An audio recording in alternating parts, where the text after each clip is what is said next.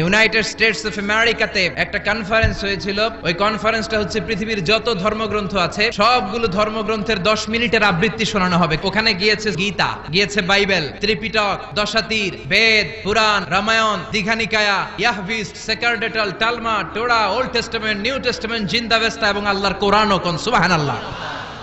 এই কনফারেন্সের উদ্দেশ্য হচ্ছে এইটা চেক করা কোন বইয়ের আবৃত্তিটা বেশি সুন্দর লাগে। সব ধর্মের শায়েকরা, গুরুরা, ধর্মনানকরা আর ফাদাররা আর কারীরা বসেছে। বিচারকের সামনে একটা গ্রিন বাটন, একটা রেড বাটন। প্রথমে ডাকা হয়েছে শ্রীমত ভগবত গীতা। 10 মিনিট পড়েছে, পড়ার পরে বিচারক রেড বাটনে প্রেস করেছে, সময় শেষ, নেমে গিয়েছে। সব ধর্ম গ্রন্থের আবৃত্তি এবং তেলাওয়াতের পরে সর্বশেষে মুসলমানদের ধর্মগ্রন্থ কোরআন আবৃত্তি করার জন্য ডাকা হয়েছে। এসেছে মিশরের কারি আব্দুল বাসিত ইবনে আব্দুস সামাদ। উনি দাড়ি রাখেন না, ক্লিন শেভ, পাতলা একটা চাদর আর জুব্বা পরে চলে এসেছে মাইকের সামনে। এসে আউযু বিল্লাহি মিনাশ শাইতানির রাজীম বলে